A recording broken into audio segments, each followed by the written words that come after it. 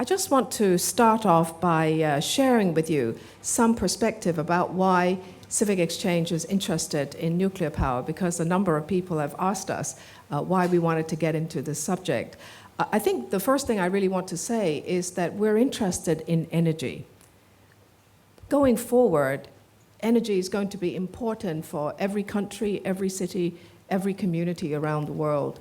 And many of you know we're interested in environmental issues. And again, for people interested in the environment, in economic growth, development, I don't think we can get away from taking an active and long-term interest in energy. So actually, we're interested not just in nuclear power, we're interested in all sources of other energy sources as well. Now, with nuclear power, I was surprised to learn last year, because we did a poll after the government came up with their consultation document on climate change, that a very high number of the Hong Kong public had forgotten or didn't ever realize that 23% of Hong Kong's energy comes from nuclear power.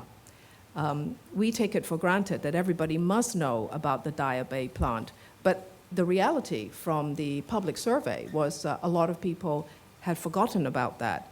So as we talk about what choices Hong Kong have in changing its energy mix, and with the government having proposed, one possibility is to buy more nuclear power from Guangdong as Guangdong continues to expand her own nuclear capacity.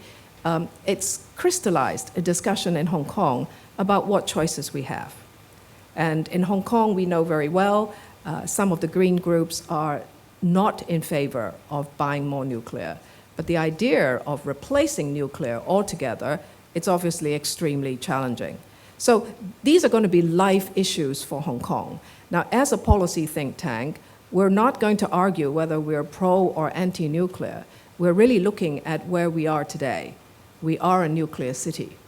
Secondly is we also need the reality check that our neighbor, Guangdong province, is going on a huge expansion of nuclear power. So we have a growing number of nuclear power plants very, very close to Hong Kong. So the question that we want to explore at Civic Exchange is, what is a smart position for Hong Kong? I mean, obviously the first one is we want to make sure we understand nuclear power much more, and hence our approach to understanding this source of energy, it's about increasing literacy. We've all been very fearful, and particularly with Fukushima happening, we hardly know what are the issues, what questions to ask. So again, what we're trying to do today is to kickstart a process where perhaps we can help to stimulate and co-learn in Hong Kong about nuclear power issues. This will help whether you're on the pro or anti side in the future to really ask better questions, because we understand the issue deeper going forward. So that's really why we are interested in nuclear power, and we hope to be able to go forward with you, because you've chosen to come today. You've chosen to spend your Friday morning with us because I think you are interested. So we hope to have a range of projects going forward where we can engage you in bigger groups, smaller groups, public discussions, workshops, working together with many stakeholders in Hong Kong, including our supporting organizations today, in a co-learning process.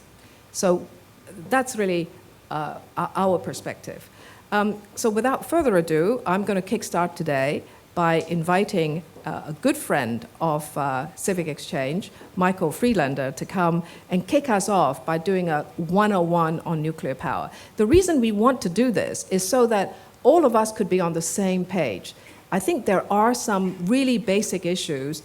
If we could find somebody to explain it to us in a very clear and simple manner, then I think that's a really good place to start.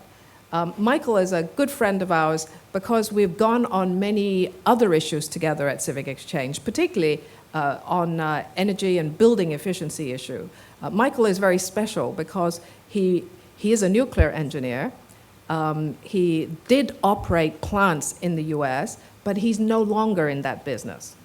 And the beauty is, when you know a lot about the industry, but you're no longer in the business, I think it's a good place to start by being very objective. So He is in the financial sector today. I'm not going to say where because that's not relevant to what he's going to talk about today. But Michael, we're very grateful for you to take time to come and do a 101 with us.